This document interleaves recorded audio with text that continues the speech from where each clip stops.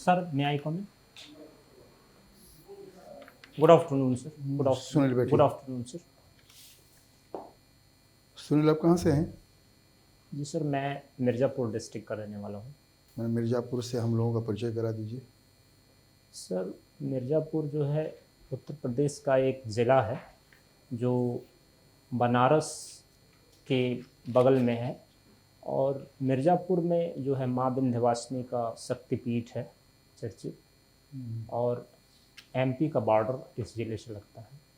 अच्छा अच्छा। और यह कुछ? जो है उत्तर प्रदेश का सदर्न रीजन है, दक्षिणी क्षेत्र है। और यहाँ की इकोनॉमी के बारे में बता दीजिए ज़रा। सर, यहाँ पे जो है विशेष रूप से कृषि प्रधान जो है क्षेत्र है। यहाँ पे जो है मोटे अनाज से लेते हुए कुछ क्षेत्रों में धान और रबी खरीफ और जायद तीनों तरह की फसलें यहाँ प्राप्त होती हैं। और इंडस्ट्री के मामले में यहाँ पे कारपेट इंडस्ट्री विशेष रूप से फ्लरिश हुआ है।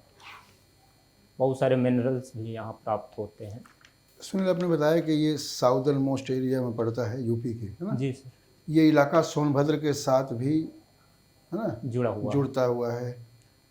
यहाँ पर देखिएगा कि कुछ दिन पहले जो है माओवादी घटनाएं देखने को मिलती थी। जी सर। उसके पीछे मुख्य कारण क्या था? क्योंकि देखिए, मैं इसलिए पूछ रहा हूँ, आपका इतिहास विषय रहा है। जी सर। तो कहीं ना कहीं आप उसको जोड़ कर जरूर देखते होंगे। जी सर। क्या कारण है? सर, विशेष रूप से यहाँ की जो लैंड है वो एक तरह से अनफर्टाइल है। जो पहाड़ी क्षेत्र है वहाँ पे कहने का मतलब ये है कि कृषि की उत्पादकता बेहद कम है, और गरीबी का जो स्तर है वो बहुत ही ज़्यादा है। इसलिए तो गंगा नदी के किनारे बसा हुआ है ना सर आपका? जी सर, गंगा नदी का किनारा कुछ ही क्षेत्र है, लेकिन ज़्यादातर जो एरिया है वह विंध्य पर्वत और कैमूर पर्वत से सटा हुआ है, जिसकी वजह से वहाँ पे फर्टिलिटी बहुत ही कम है और गरीबी का स्तर बहुत ज़्यादा है, जिससे जो है ये माओवाद और नक्सलवाद का प्रभाव कुछ स्तर तक वहाँ प्राप्त होता है और उसका प्रभाव वहाँ देखने को मिलता है। लेकिन वर्तमान समय में अब वहाँ पे चीज़ें नियंत्रित हैं। अब उस तरह का प्रभाव अब जो है माओवाद और नक्सलवाद का नहीं रह गया है। आपका वैकल्पिक विषय इतिहास है ना? जी सर। कहाँ कंफर्टेबल हैं? एंशिएंट, मेडिवल, मॉडर्न वर्ल्ड, कहाँ से आपसे प्रश्न पूछा जाए? सर, कहीं से भी हिस्ट्री पूरा तो सब्जेक्ट पूरा पढ़ लिया है ना? जी सर। ठीक ठीक। ये बताइए सुनील कि जो बंगाल का विभाजन हुआ था, जी सर, इस बंगाल के विभाजन के बाद आपने देखा होगा कांग्रेस का भी विभाजन हो गया। जी सर। कांग्रेस में विभाजन का सबसे बड़ा कारण क्या मानते हैं? सर, कांग्रेस का जो विभाजन हुआ था वो एक तरह से वैचारिक मतभेद का नतीजा था। जो कुछ उदारवादी विचारधारा के नेता थे और कुछ उग्रवादी विचारधारा के नेता थे। जैसे जो बंगाल का जो विभाजन हुआ था उसमें जो है बहिष्कार, विदेशी वस्तुओं का बहिष्कार को शामिल करना, उग्रवादी विचारधारा के लोगों को जो है ये लगता था कि इसके माध्यम से जो है हम बेहतर तरीके से इसका विरोध कर सकते हैं। लेकिन इस पे जो है उदारवादी विचारधारा के लोग रजामंद नहीं थे, और यह विवाद इतना व्यापक हो गया कि जो है अंततः 1907 में सूरत अधिवेशन में बंगाल। मतलब दोनों में मुख्य विवाद का कारण आप क्या मानते हैं? दोनों में मुख्य विवाद का कारण वैचारिक मतभेद था और रणनीतिक। देखिए, विवाद जब भी होगा बिना वैचारिक मतभेद के तो नहीं होगा। जी सर। लेकिन कारण क्या मानते हैं मुख्य रूप से? मुख्य कारण ये था सर कि वो रणनीति के स्तर पे जो मतभेद था कि हम उग्रवादी, जैसे जो उग्रवादी विचारधारा के लोग थे वो उग्रवादी रणनीतियों को अपनाने के पक्षधर थे, लेकिन उदारवादी विचारधारा के लोग उग्रवादी रणनीति नहीं अपनाना चाहते थे। उग्रवादी रणनीति से आपका क्या अभिप्राय है? मैंने वो बंगाल विभाजन और सूरत विभाजन के सेंस में जो विदेशी वस्तुओं का बहिष्कार, जहाँ तक मेरा मानना है। तो उसमें जो उग्रवादी रणनीति अगर कहें, जी सर, तो उग्रवादी रणनीति में क्या था कि विदेशी वस्तुओं का बहिष्कार किया जाए कि नहीं किया जाए? बहिष्कार किया जाए, उग्रवादी वस्तुओं का बहिष्कार किया जाए, उग्रवादी सिस्टम का बहिष्कार किया जाए। और जो मॉडरेट्स थे विशेष रूप से, वो अंग्रेज़ों को जो है एक तरह से प्रार्थना पत्र, पिटीशन के माध्यम से जो है अंग्रेज़ों को रजामंद करना चाहते थे किसी भी सुधार के लिए। देखिए सुनील जी, आप जो बता रहे हैं वो तो आप जानते हैं 1885 में जो भारतीय राष्ट्रीय कांग्रेस का गठन हुआ। जी सर। तो गठन के कुछ वर्षों के बाद ही उस संगठन में दो अलग अलग विचारधारा के लोग आने लगे थे तो वैचारिक मतभेद पनप रहा था। जी सर। जिसमें ये जो बताया वो तो शुरुआती दौर था। जी सर। लेकिन हम लोग बात कर रहे हैं कि 1907 में कांग्रेस का जो विभाजन हुआ, जी सर। उसका तात्कालिक कारण क्या था, मैं ये जानना चाह रहा था इसलिए आपसे। सॉरी सर, तात्कालिक। अच्छा, ये बताइए कि भारत में आपने देखा होगा महात्मा गांधी जी ने, जी सर, है ना, सविनय अवज्ञा आंदोलन को स्थगित करके वो चले गए गोलमेज सम्मेलन में भाग लेने के लिए। जी सर। लेकिन वहाँ जिस उम्मीद और अरमान को लेके गए थे वो पूरा नहीं हुआ। जी सर। और फिर वापस आ गए। जी सर। दोबारा वो कब शुरू किए सविनय अवज्ञा आंदोलन, या किए भी कि नहीं किए? किए थे सर। आ करके जब वापस आए तो चूंकि जिस उद्देश्य से गए थे वो पूरा नहीं हुआ, तो उन्होंने फिर से सविनय अवज्ञा आंदोलन कब शुरू किया था? सर एग्जैक्ट डेट तो नहीं पता। नहीं, डेट नहीं, ईयर बता दीजिए। ईयर जो है आने 1932, जहाँ तक मेरा मानना है 1932 के आसपास में शुरू हुआ था। अच्छा। और फिर से शुरू हुआ, लेकिन उस समय जो है जो गवर्नर जनरल थे उन्होंने एकदम, कहने का मतलब ये है कि दमनकारी रणनीति अपनाई और बहुत सारे नेताओं को जेल में डाल दिया, जिसका प्रभाव ये रहा कि वह जो है दोबारा जो सविनय अवज्ञा आंदोलन शुरू हुआ था वह उतना प्रभावशाली नहीं हो पाया। लगभग 90,000 से ऊपर नेताओं को जेल में डाला गया था। तो प्रभावशाली कैसे होता? कांग्रेस वर्किंग कमेटी हमेशा गांधी जी को इस बात के लिए अधिकृत करती थी कि आप कोई राष्ट्रवादी आंदोलन शुरू कीजिए। जी सर। और हमेशा वो बिना, एक तरह से अब आंदोलन जब शुरू करना है तो कांग्रेस वर्किंग कमेटी से क्या है, राय मशविरा करके करना, वो वही होता था। लेकिन जब भी आंदोलन को उन्होंने स्थगित किया, वो बिना कांग्रेस वर्किंग कमेटी से क्या है स्वीकृति लिए या उनको बिना विश्वास में लिए मनमाने ढंग से कर लेते थे, तो दोबारा कैसे लोग जुड़ेंगे उससे? जी सर, बिल्कुल, बात बिल्कुल लागू होती है सर। चलिए आप ये बता दीजिए हम लोगों को कि जो आईने 10 साला पद्धति थी, जी सर, उसको फिक्स करने का तरीका क्या था? वो 10 साल के लिए जो है एक रेवेन्यू सिस्टम को, हाँ ठीक है, इसलिए 10 साल नाम दिया। क्या किया गया था? 10 साल के राजस्व को, 10 साल के उपज को, 10 साल के क्या है लगान वसूली को किसको आधार माना गया था? उसमें सर जो है 10 साल के लिए जो प्रोडक्शन था, जो एग्रीकल्चरल प्रोडक्शन था, उसके बेसिस पे वो लगान को निर्धारित किया गया था। तो कौन थे उसके मुख्य अधिकारी लगान तय करने वाले? तो टोडरमल थे सर। वो अकबर का यह सिस्टम था और टोडरमल ने इसको शुरू किया था बेसिकली। नहीं, सही बता रहे हैं।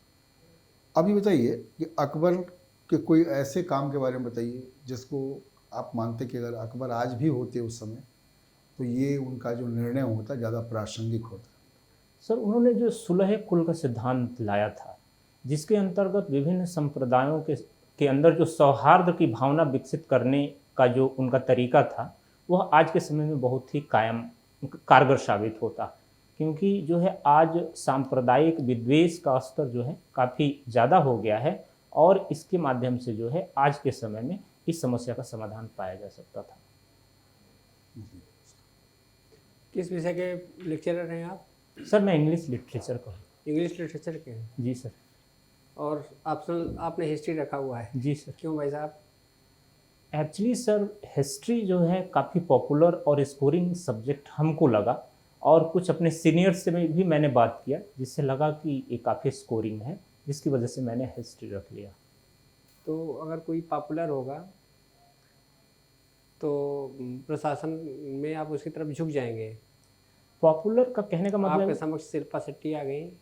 पॉपुलर से मेरा तात्पर्य है सर कि इसका स्टडी मटेरियल इजीली अवेलेबल है, इसके टीचर्स इजीली अवेलेबल हैं और इसको हम अपने सीनियर से गाइडेंस ले सकते हैं। और जहाँ तक इंग्लिश लिटरेचर का सवाल है, मेरे संपर्क मेरे दोस्तों में कोई भी इंग्लिश लिटरेचर से ऑप्शनल के साथ प्रिपरेशन नहीं कर रहा था। आपने सिलेबस देखा था इंग्लिश लिटरेचर का? जी जी, मुख्य परीक्षा के लिए? जी सर बिल्कुल देखा था मैंने। अच्छा, क्या क्या आप पढ़ाते हैं इंग्लिश लिटरेचर में? इंग्लिश लिटरेचर में एक प्रोज सेक्शन होता है, पोएट्री सेक्शन होता है और ग्रामर का सेक्शन होता है सर। प्रोज में क्या है? प्रोज में बहुत सारे टॉपिक्स हैं, जिसमें फर्स्ट, क्या नाम है प्रोज की बुक का? नाम क्या है? इंग्लिश रीडर कहते हैं उसको सर। इंटर में? जी सर, इंग्लिश रीडर ही कहते हैं उसको। और पोइट्री को? वो दोनों कंबाइंड बुक होता है सर। अभी जो कंबाइंड है? हाँ, अभी जो सिलेबस लागू किया गया है वो सबको कंबाइंड कर दिया गया है। जब हम आपका लोग विद्यालय कहाँ है? ये Janta inter college Sirsiya number 2 Kushinagar में है सर। कुशीनगर में? जी सर। कौन है प्रधानाचार्य आपके? उमा शंकर प्रसाद। अच्छा, और आपके साथ कोई टीचर भी है वहाँ पे? इंग्लिश के? हाँ, जूनियर में। जी सर, नहीं, अभी मैं सिंगल टीचर हूँ। मतलब आप कक्षा 6 से लेकर के इंटर तक पढ़ाते हैं? एक्चुअली सर सारी सीट्स, बहुत ज़्यादा वैकेंसी है, सारी सीट्स खाली चल रही हैं, इस वजह से जो है। नहीं, मैं यही तो पूछ रहा हूँ कि आप कक्षा 6 से लेकर के 12 तक पढ़ाते हैं? सर कुछ प्राइवेट टीचर्स रखे गए हैं, गवर्नमेंट से जो है मैं सिंगल हूँ, और 2-3 प्राइवेट टीचर रखे गए हैं साइंस से रिलेटेड। शिक्षा मंत्री कौन है वर्तमान समय में? जी। शिक्षा मंत्री भारत के, यूपी के और भारत के, दोनों को बताइए। जैसे यूपी के तो माध्यमिक शिक्षा मंत्री गुलाब देवी हैं, और भारत के जो है धर्मेंद्र प्रधान जी हैं, श्री धर्मेंद्र प्रधान जी। आप वहाँ श्री लगा रहे हैं, इनके सामने नहीं लगा रहे हैं कुछ? श्रीमती गुलाब देवी। श्रीमती हैं पक्का? जी सर। अपने अपने प्रधानाचार्य के पहले भी श्री नहीं लगाया? Sorry sir. जो शिक्षक में संस्कार देने का गुण होता है, आप खुद उसको फॉलो नहीं कर रहे हैं, सॉरी तो सर। बच्चों को कैसे सिखाएंगे? मर्सी पोएम आपने पढ़ी है? जी सर। मर्सी पोएम पढ़ाते हैं आप? जी सर। इंटर में है? जी सर। किसकी है? विलियम शेक्सपियर की है सर। किस नाटक से ली गई है? ये मर्चेंट ऑफ वेनिस से ली गई है। क्या है इसकी थीम? इसकी थीम है सर कि एक जो है पोर्शिया है, जो लॉयर है, और वो मर्सी अपील कर रही है। एक मर्चेंट है जिसने ये कहा था कि हम, अगर आप हमारा लोन रीपे नहीं कर पाएंगे तो हम अपने लोन के बराबर उतने पाउंड का मांस आपके जो है फ्लेश आपसे शरीर से लेंगे, और जिसकी वजह से माई हेवन पोएम आपने पढ़ी है? पढ़ाते भी होंगे? My heaven sir Rabindranath Tagore का है। पढ़ाते हैं इसको? सर अभी तो इंटर में नहीं है ये? माई हेवन शायद करंट सिलेबस में बाहर किया गया है, शायद एनसीईआरटी का सिलेबस लाया गया है पिछले साल यूपी बोर्ड का। फादर ऑफ इंग्लिश पोएट्री किसको कहते हैं? Father of English poetry William Shakespeare को ही कहेंगे सर। कहेंगे कि कहते हैं? कहते हैं। मुझे तो नहीं लगता कि उत्तर आपका सही है। कुछ इंग्लिश पोएट्स के नाम बताइए जो इंडियन इंग्लिश पोएट्स हैं। इसमें जो है एक तो सरोजनी नायडू हैं, और फिर से एक जो है सरोजनी नायडू, सॉरी सर अब नहीं याद आ रहे हैं। इंग्लिश का कोई वर्ड है क्या जिसमें बिना बाबिल के बनता हो? जी सर, सॉरी। कोई इंग्लिश का वर्ड बिना बाबिल के बनता है क्या? Sorry sir. ठीक है, आप इसमें लेक्चरर के रूप में हैं और आपको बीएसए बना दिया जाता है। कौन आप लोगों को कौन करता है इंस्पेक्शन? बीएसए करते हैं? DIOS करते हैं सर। क्या फुल फॉर्म होता है DIOS का? District inspector of schools. District inspector, district, DIOS है ना? हाँ, district inspector of schools. Of school. तो क्या करेंगे, विद्यालयों की समस्या को कैसे दूर करने की कोशिश करेंगे?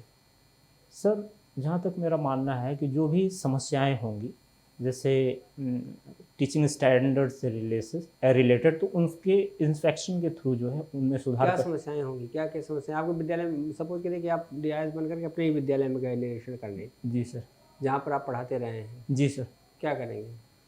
सर फर्स्ट ऑफ ऑल तो जो विद्यालयों में समस्याएं हैं, पहली समस्या तो कहने का तात्पर्य है कि कुछ जो है टीचर्स की अवेलेबिलिटी जो है नहीं होती है, या उनके कार्य में लापरवाही, या अवेलेबिलिटी का मतलब? अवेलेबिलिटी का तात्पर्य है सर कि उनकी जो है उपस्थिति जो है कभी कभी नगण्य रहती है।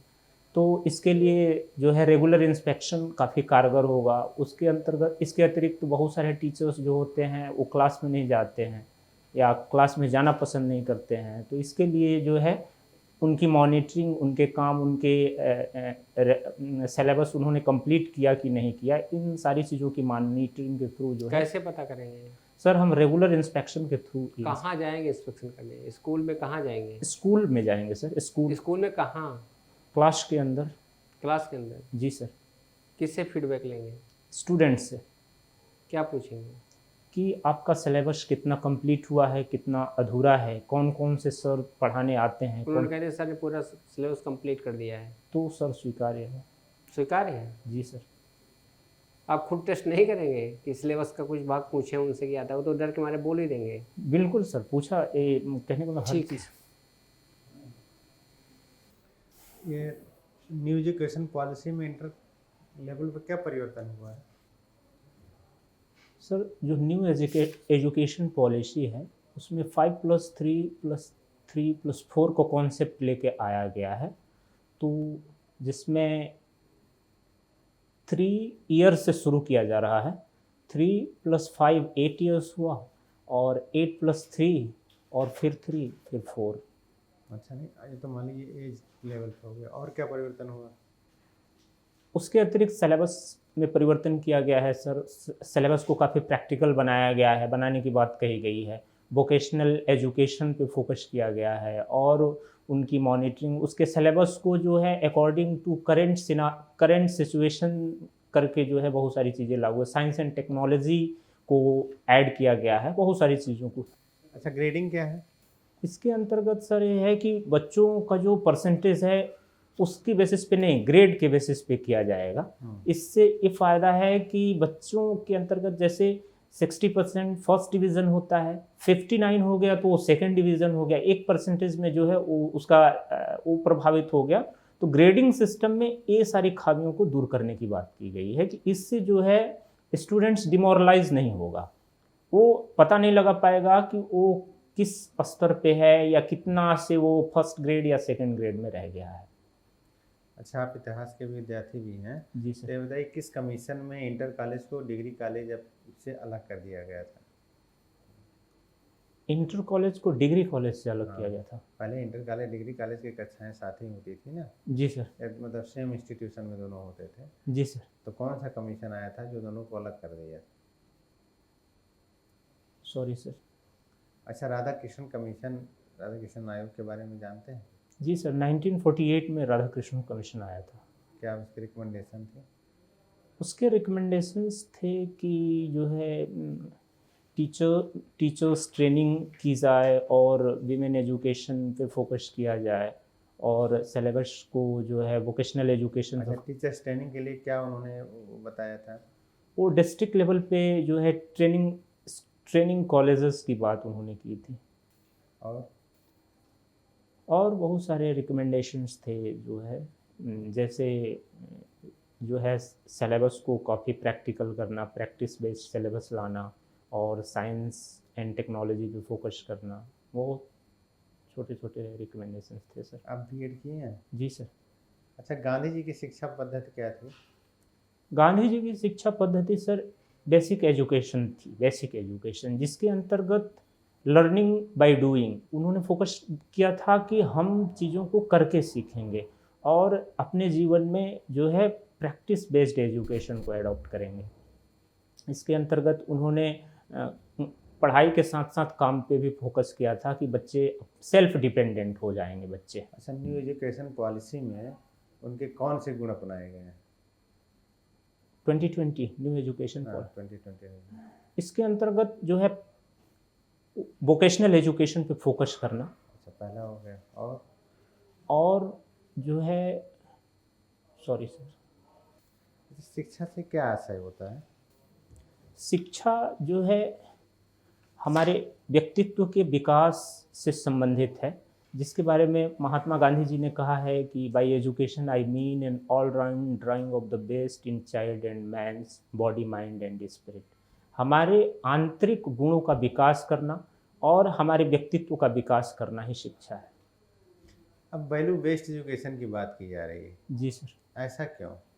सर अभी वर्तमान समय में देखा गया है कि हमारे समाज में बहुत सारा क्राइम का लेवल बढ़ रहा है, हमारे समाज में कॉन्फ्लिक्ट्स देखने को मिल रहे हैं, और इससे ये लग रहा है कि जो है बच्चों में सर्वप्रथम मूल्यों का विकास किया जाए, जिससे समाज में बढ़ते हुए जो है इन सारी समस्याओं को रोका जा सकता है।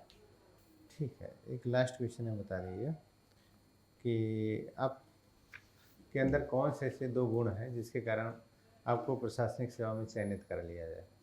सर सर्वप्रथम तो मेरे अंदर ईमानदारी है, अपने कार्य के प्रति ईमानदारी, जहाँ भी मैं रहा हूँ अपने कार्य के प्रति ईमानदार रहा हूँ। और दूसरा गुण है जो है कर्तव्यनिष्ठा, कि कार्य के प्रति ईमानदारी, कर्तव्यनिष्ठा और अनुशासन। समय ईमानदारी कर्तव्य निष्ठा लगभग एक ही जी सर, नहीं हो बिल्कुल गया? बिल्कुल एक है। अच्छा, तो ये गुण वो हो गया। दूसरा अनुशासन। अनुशासन भी तो कर्तव्य निष्ठा ही है। अगर आप कर्तव्य निष्ठ रहेंगे तो अनुशासन में रहेंगे ही। तो वैसे तो सर सारे गुण एक दूसरे से कनेक्टेड हैं। नहीं, तटस्थता कनेक्टेड नहीं है, निष्पक्षता, जी सर, डिसीजन मेकिंग का नेचर डिसीजन मेकिंग हो गया, जी सर, सत्यनिष्ठा। आपके चौथे पेपर का नाम क्या रखा गया है? Ethics and integrity. और शब्द, एक शब्द और है। Sorry sir. ठीक, thank you. Thank you sir, thank you.